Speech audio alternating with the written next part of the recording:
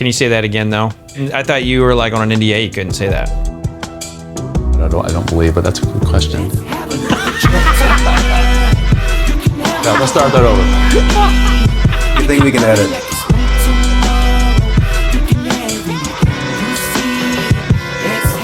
A big thank you to our sponsors for making this show possible. So everybody, welcome to the Fred Minnick Show. This is a special event here because we just got done doing a Woodenville founders release, and so the story behind this is they did really, really well at my Ascot Awards. And once I found out that it was my vote for Best in Show, I called up Orland and I was like, "Oh my gosh, this whiskey was amazing! I can't wait for it. What is it? I want to learn more about it." And he's like, "Well, I don't think I'm going to release it." And I was just like, my jaw dropped. I was like, "The fuck you mean you don't think you're going to release it?" And we had some conversations, but you guys just released it, and it was a long line there. So what was the story behind that whiskey? Epic, yeah. So, I was working with our parent company. We're part of Moet Hennessy now, and into new product development with them, and was exposed to, obviously sourced whiskey is a subject we talk about frequently. But once you get really into the world of what it is and how much is truly out there, and not just the stuff we always, think about when the usual suspects, there's some really interesting lots of barrels that exist out there that really don't have a home, and people can't really wrap their head around what to do with it. And this was one of them. And Brett and I tasted it. I knew it was special. Kind of thought about doing some things with it. And then obviously it came to fruition here. So it was distilled in Tennessee, aged in Kentucky, and a part of that whole lawsuit thing and all the regulations changed in 2012, 13, something like that? Yep. And then those barrels went up on market. And so these are kind of like illegal, controversial barrels now in your hands. For sure, yeah. They were part of when the Tennessee distillers were lobbying to the use of reconditioned barrels. Yeah. This was their proof of concept. They pulled the heads off after their first use. They scraped the insides. They recharred them, put the whiskey in there to prove like, okay, it tastes the same. And I think we can agree it's got a different flavor profile. So it's a Tennessee whiskey base, but it's a bourbon. Didn't go through the Lincoln County process. Put it into a reconditioned barrel, and it just gives it a unique flavor profile. I remember when you guys were tasting it live, you're talking about like, this is bourbon. It was in the American whiskey category. Yeah.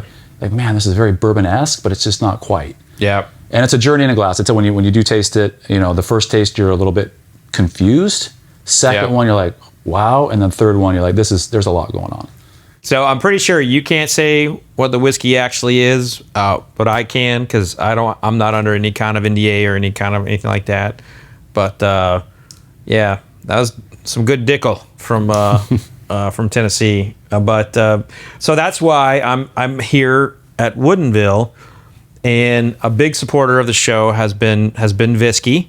And when we were like kind of organizing this, I was like, have you over? Let's do like some kind of like conversation about the state of the world and in our little space. And we were just talking before the camera started rolling.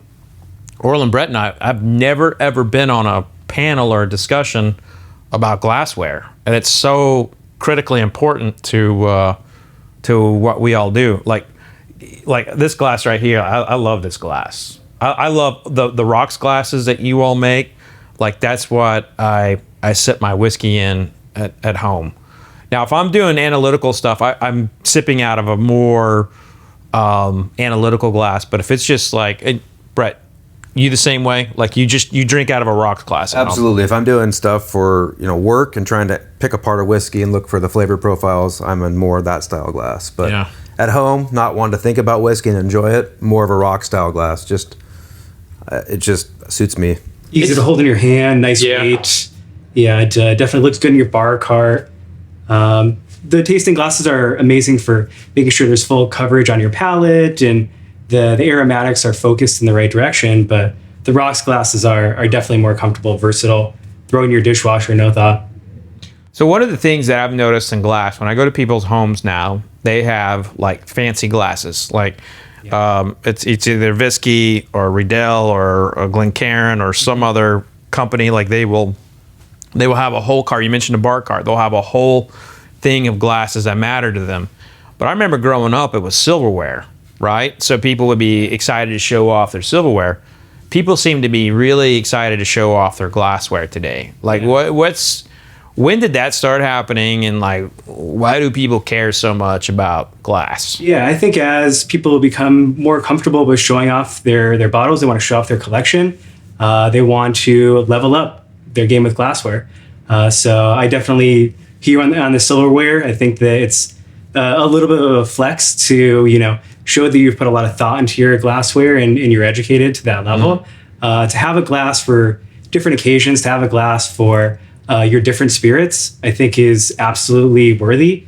And I think that people are becoming more educated with what they like, what they don't like. So, for example, if you want to bring out these specific notes, you want to try and experiment, absolutely. We have now, in the last couple of years, had this innovative spirit within the glassware industry. We want to support these small, what used to be like niche consumers. We want to support that because it's definitely growing. Yeah, I mean, it's everywhere. Like I go into, Costco or Total Wine, Walmart even, fancy glass is everywhere.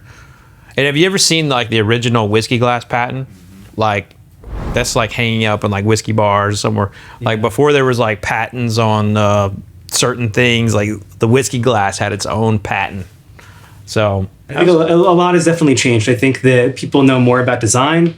They want to bring that. They want to bring their passions to how they enjoy their spirits. And being here in Seattle, there's a huge culture, as you mentioned, of glass blowing. So we work with a lot of great artists to test around what works best, what doesn't work, and can we bring in different thicknesses and thin and color and textures. I think it's all important.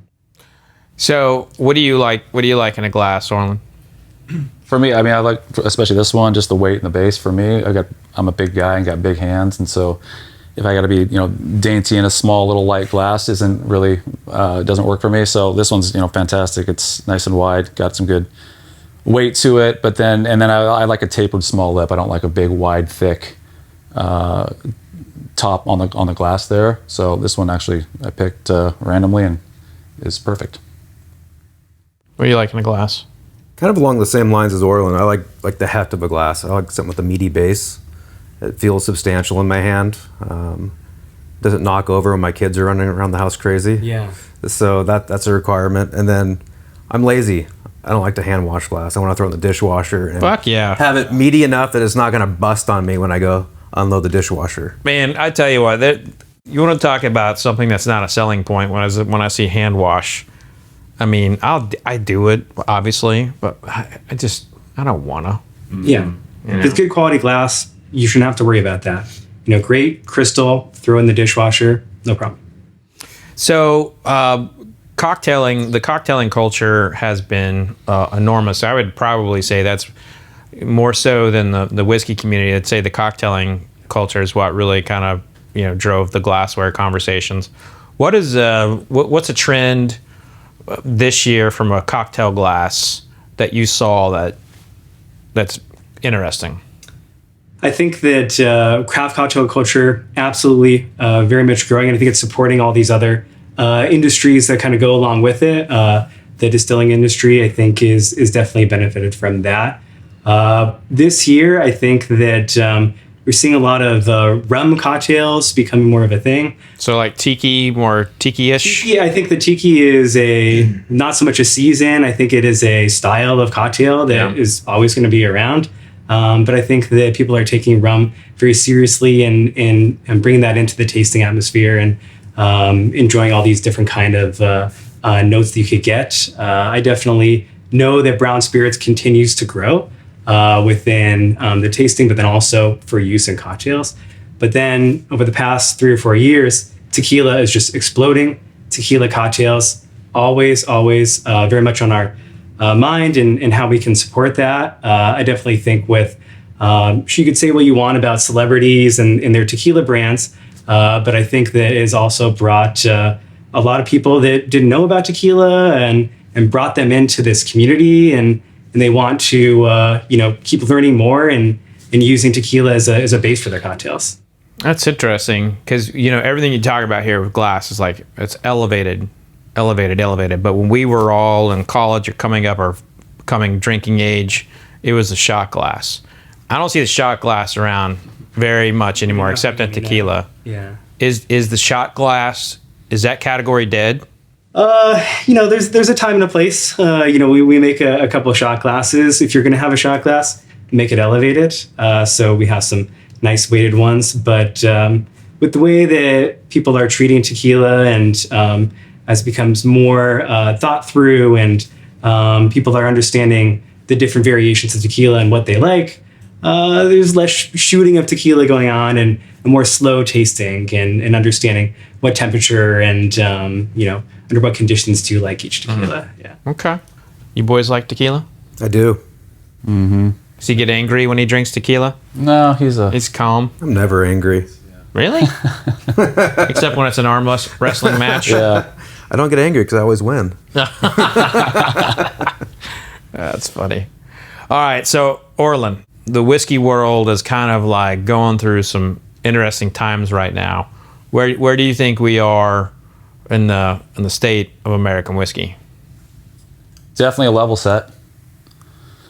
But I think that's a good thing because quality, the cream's rising to the top, right? You have to, you got to be at the right price with the right product and to really be relevant and to fight through right now. And we're seeing, a lot of the fly-by-night brands are really struggling and the ones with good foundations are winning. So, Brett, like one of the big things that comes up all the time in my world is like, is the bourbon bubble busting? So I'll ask you, do you think the bourbon boom is over? I don't think so. I just know how much whiskey's been made in the last decade, and especially at Woodinville, we've really ramped up production. There's just a lot of choice out there for the consumer, and kind of back to Orland, you're going to probably see a little reset in what's out there and available, and the quality brands that have roots, that have really good quality products, are going to be around for the long haul, in my opinion. Okay. It's you say boom. Obviously, whiskey's here to stay, right? You look categorically at what the market's truly doing, and people are talking about how much it's softening, but really, it's more flatlined, right? We've had this incredible growth, so it's still a leading category. Are we going to see those linear rises year over year at 10, 20% growth? Yeah, from a boom perspective, it's going to be challenging to really play that out, unless the international markets truly play out. That's what I think. Obviously, the legacy distillers are really hedging their bets on, is that those bigger international markets come to fruition. Right. Otherwise, there's going to be a lot of whiskey trying to be sold in the markets that currently support it. Yeah. Where do you stand on the foreign markets? Because a lot of people focusing on India. Yep. China. Yep. I feel like a lot of people have given up on Europe. Yeah, agree. And we've been hearing common themes throughout this. We've been in this for 15 years now, and what the next trends are, and that's always been the trend, and it just hasn't played out. It's kind of like, certain categories of American whiskeys, American single malt's the next thing, and that's really struggled to gain the traction as a category itself. And even certain categories within American whiskey, like rye, to what degree it was on this mediocre rise, certainly when we started, and that's kind of level set. So, all in all, I think until one of these international markets really proves that it can support that kind of volume, it's going to be a bit of a grind on what they're going to do with all this inventory. That's a well said statement. Korea, Vietnam, Japan, those markets love American whiskey. Australia, yep. Mexico City is insane with American whiskey, but I do feel like they're you mentioned the legacy brands. One of the biggest faults I have seen, and they're publicly traded. You can get in there, and when they have bad sales, they will blame their efforts in like something like Latin America or something in Europe not working out. And I always ask, like, why can't you just focus on the people who brought you to the dance? Mm-hmm. Why can't you just work on building South Dakota? Mm-hmm.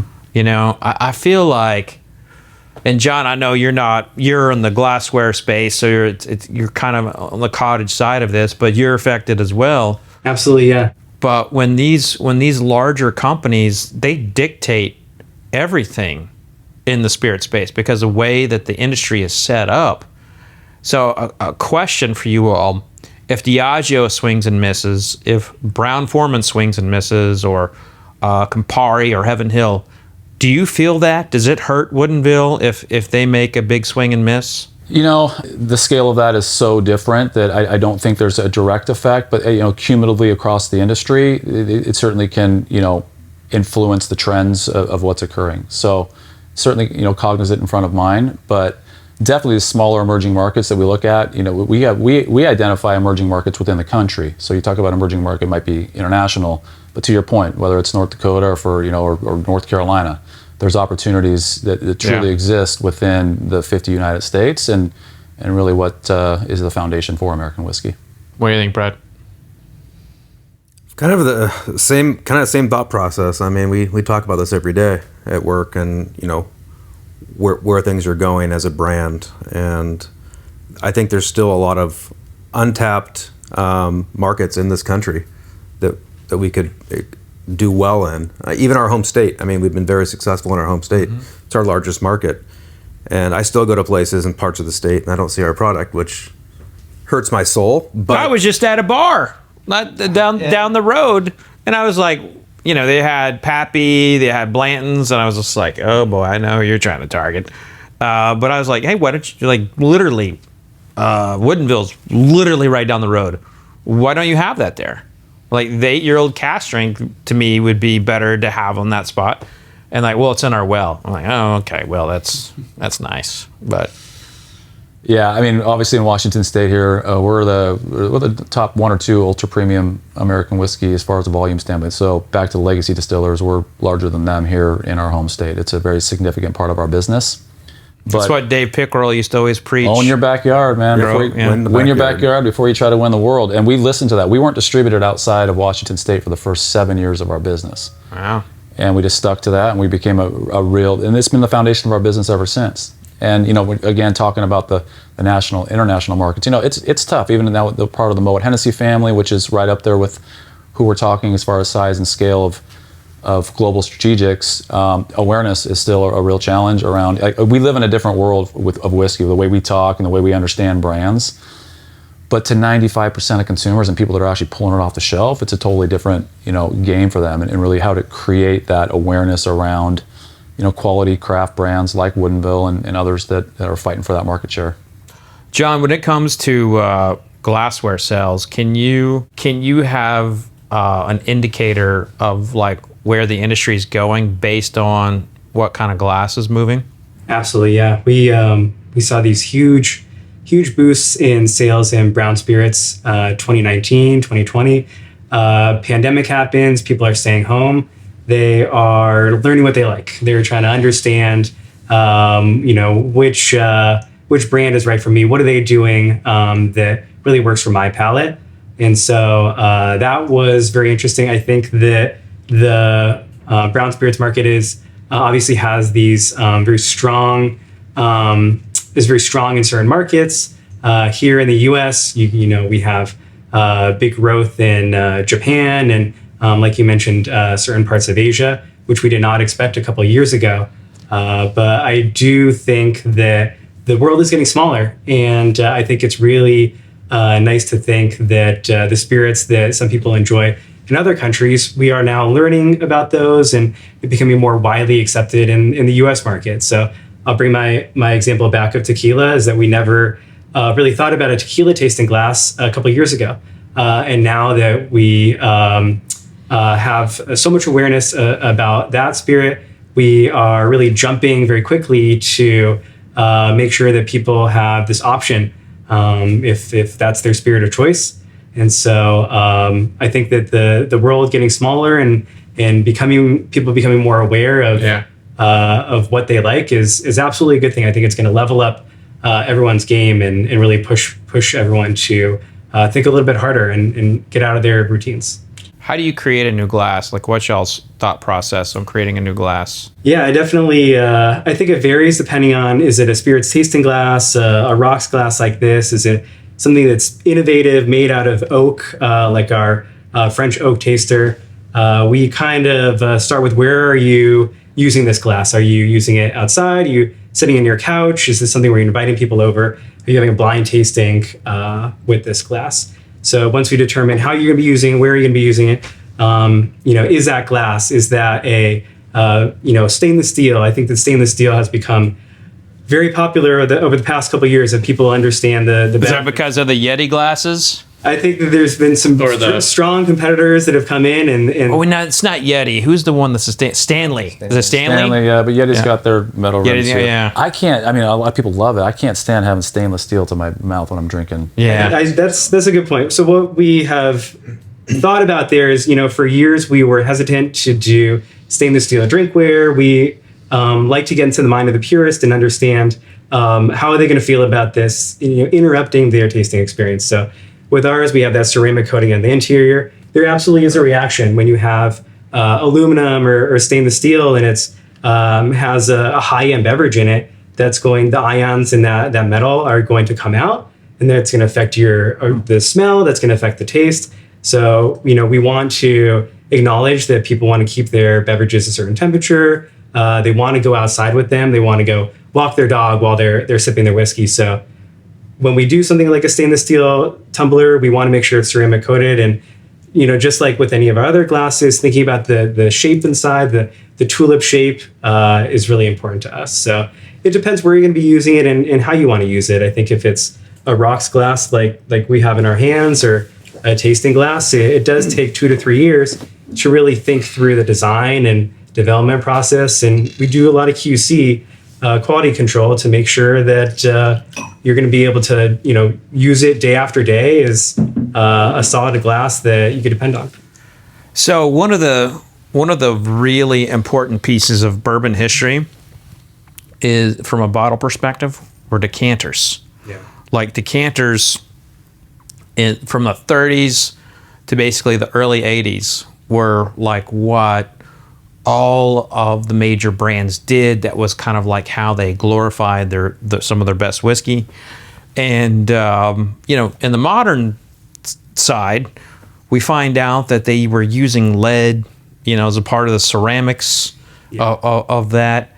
And I've seen people kind of play around with fancy glassware and everything, but the decanter really hasn't made a comeback like it once was in that cool ceramic piece, like the Old Crow Chessman or something from Old Rip Van Winkle. I'm curious, is there a way that you can make those cool ceramic bottles without using lead? Could you?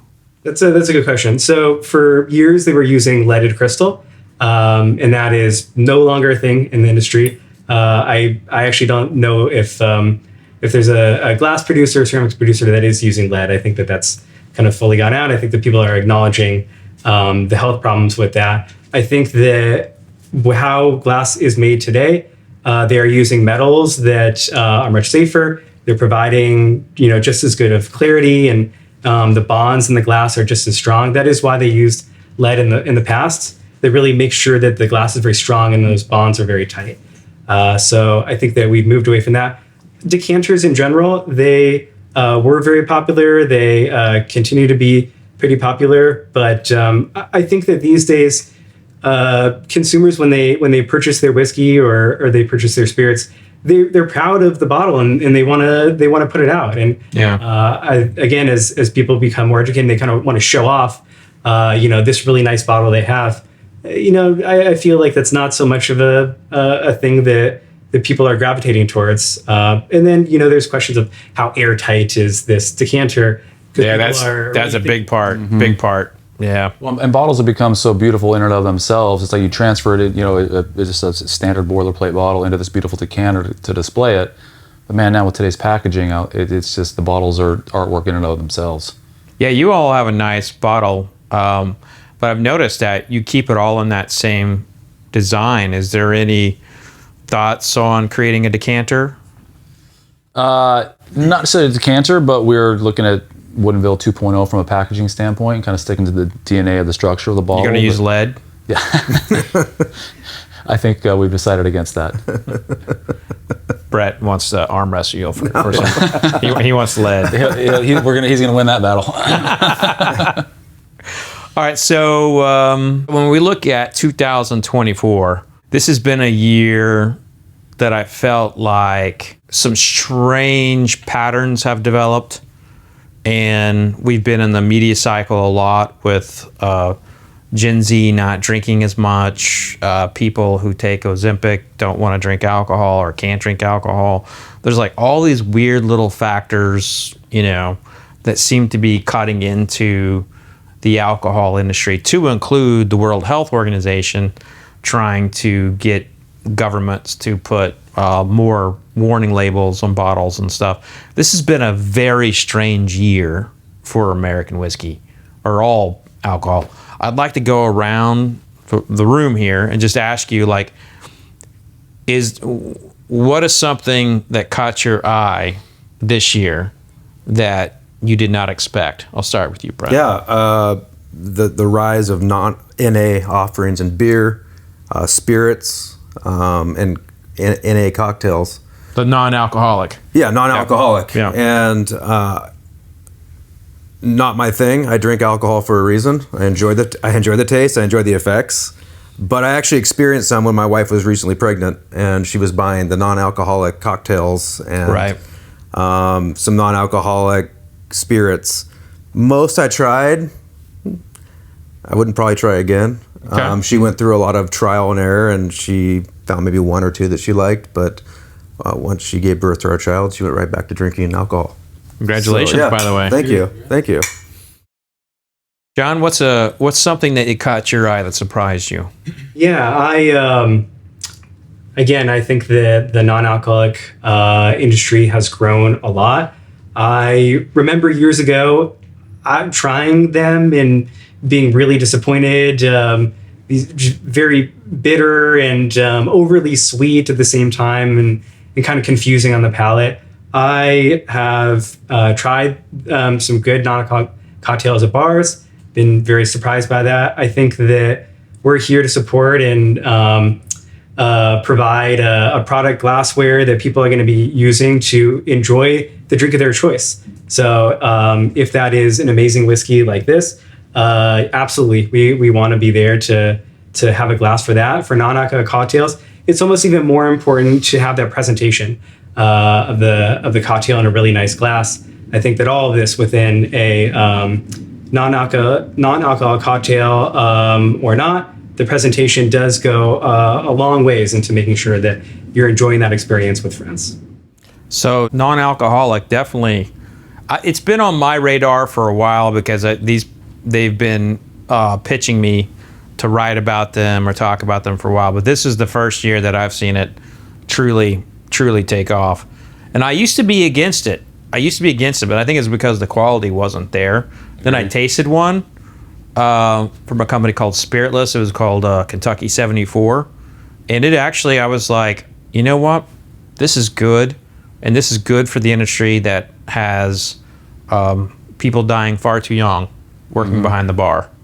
Yes. And like, we've lost a lot of friends in this space. Dave Pickerel, one of them. I don't want to get emotional on the subject, but I think the non-alcoholic trend is good, but at the same time, like Brett here, like we are in the whiskey space, and I feel like too, like we can have the non-alcoholic component, but can we not also talk about being responsible, right? Like, is it okay to say, like, let's have one drink tonight, or none at all, and maybe two tomorrow? And I just feel like that we're losing that. And exactly that transition more into, like, it doesn't have to be one side or the other. There's many times, at least for myself, or what I witness, is where it's maybe a beer and then switching over to an NA beer. There's some fantastic, NA IPAs that taste, you wouldn't know the difference. So just that creates a little bit of moderation, but you don't really feel like you're having to self-inflict this restriction on yourself when you're in an environment like that. And I've enjoyed that, tremendously. And I think, again, I always challenge what we see and what we're hearing talking about, what's really happening in the marketplace. Obviously, we're in the biz, and so I'm always looking at what the data truly says. And they're not, some of these NA categories are rising, but they're really not eating into a whole lot of market share in the spirits world. I think people are definitely A lot of this has been just inventory resets, as we know, from the wholesaler level, from the retailer level, but also the consumer level. There's a buildup in inventory in bars. Post COVID, we talk about all the time. So we drank a lot back then. Drank a lot, and it's going to be really. I think 2025 is going to really be telltale for where the trend is going because of the post COVID effects really shaking out in 2024. We'll see what true trends are coming into next year. But is there something that surprised you from this year other than the good celebrity whiskey? Good celebrity whiskey. I think that is finally coming. Like, you can't just put a pretty face on a bad bottle of whiskey anymore. And if you have a great combination of person with passion and liquid, it's a home run. And I think. Can you talk about the Beyonce whiskey? A little bit. I was involved in the development of that with her. She has a real passion for her craft.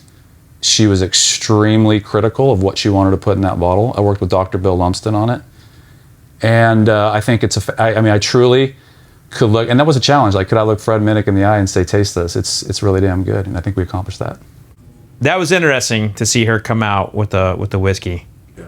Because there's Taylor Swift and Beyonce. Yep. That's kind of like the 1-2 punch of. I wouldn't have gotten involved in that project if after that first meeting I didn't see the true passion and care that she had. She's a Yamazaki drinker. She was, prior to Sir Davis. And so when we were talking about like what her likes were, and it was Japanese whiskey, I was like, well, okay, of course you picked the unicorn. That's going to be really hard to duplicate something like that. But finding, the mash bill we did, the really high malt mash bill with the rye, and it worked. So anyway, even outside of that, I think, you guys were talking on Bourbon Pursuit, I think a week or two ago, about some really good American whiskeys, celebrity-backed American whiskeys that are starting to, be noticeable. And it's also about the people that are putting in the work behind it, right? Yeah. A lot of people think they can just, this is the tequila from somebody. If you're willing to do the work and put your name out there with it and really stand behind it, it shows that you care and you're really proud of what the product that you have. Absolutely. Now, let's take a look at a trend that you saw from this year that you hope continues in 2025. Put me on the spot on that one. I think the trend of coming back to the roots of bourbon for bourbon drinkers, of what it is, and stopping the 31 flavors. I compare it to the vodka. Everybody had the 30 flavored vodkas 25 years ago, and you're kind of seeing that in whiskey. With innovation for the right reasons is a good thing. But they weren't flavors; they were barrel finishes like Ginja. Yeah. Right. We do some flavored bourbons out there. Yeah. Well, but I don't see those making an impact on the community at all. But everybody's got their finished expression to some degree, whether it's one or 20 different ones. Sure. But I think you're always coming back to the core of American whiskey. And was Amburana the one that jumped the shark for barrel finishes? Hey, I want to speak on the record that Woodenville has never done an Amburano because for that reason. Brett can speak to it. It seemed like everybody was asking if we were going to do one, and I said, well, no, because everybody's doing it. Yeah. I'm not following a trend. Everything that we've done at Woodinville is not following a trend, doing something we personally want to do and try. We don't want to follow the trends. And that one, to me, was very trendy. So I don't. Yeah, and also a lot of illegal wood being brought in from Brazil. Yeah. On that one. John, is there a trend in the glassware world that from this year that you'd like to see next year? Well, from the spirit side, I'd say soju has been very interesting. Oh, yeah. I think that people have started to understand and find out more how they want to enjoy that.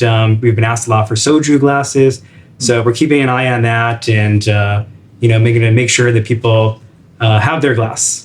So, earlier I asked you, is glassware an early indicator of future spirits trends? So, do you think, because of the interest that you have received on soju glasses, do you think that is the next spirit to look out for?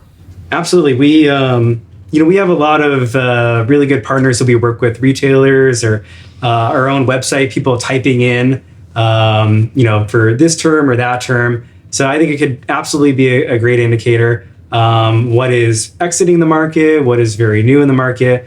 I think that we want to trust people and follow them down their path of what they're learning. I think that that's a great way that the industry moves forward. They elevate, they become more informed, and this becomes a very serious thing. That's fascinating. It's just, we've been in this space for a long time, and there's a couple areas that we can study that gives us predictive trends. Glassware is one of them. It's just like, what the audience wants from a connoisseur level based on the glassware they're using. Hey, what's a trend from 2024 you want to see next year, Brett? Arm wrestling? Jiu-jitsu. Hell yeah! Woo! Kimura time! I mean, obviously we've been talking a lot today about just the state of bourbon in general. Yeah. And I mean, I think the good news is premium bourbon is still doing well as a category in 2024. And I categorize Woodenville as a premium bourbon, so I hope that trend continues into 2025. And I think you all are. I mean, I feel confident in that. I was referencing more the price point, reference to premium, ultra premium, but yeah, absolutely from a quality perspective, for sure. Yeah, I think consumers are, they're really wise these days. With the internet, they can really find out a lot of information on a product. And they're educated. They're educated, which is cool. And we love to talk about our products here at Woodinville. We don't hide anything. We're an open book. And so the more questions they ask, the more we like to talk about our products and the quality that goes into making Woodinville. And so, keep researching consumers and talking and asking us the questions and how we make this premium offering. Well, you had people standing in the line for 2 days out in the rain. To get your bottles. We've been doing this harvest release for almost 15 years now, and that's awesome. It's still humbling every time we show up to the distillery and there's a line, and it's amazing. You helped out with that today. Well, I was gonna say more probably would have showed up if I wasn't here. You're like, fuck that guy. But I've had a drink and a half here, so you guys are still in the original pours. So I can change that pretty quickly. I was gonna say I wanted to toast to you all because this has been an enlightening conversation, and also I want to say John's a rock star. Right. That's like the conversation about soju and tequila. Like that's a kind of like that's how I made my career, was finding people who had that little bitty insight into the industry that no one else has. And glassware really is a special spot for our world. Sure. So, Orlin, Brett, John, thank you all so much for hanging out with me on this. And I think you're right. I think 2025 dictates what happens in the spirits industry. So I think you're right about that, 1,000%. But here's to good thoughts. Real pleasure. Yeah, real cheers. pleasure to have Thanks you all here. Thanks, guys. Thanks for having us. This is a good year, though. Yeah. 2024 is a good year. Yeah, I'll take it.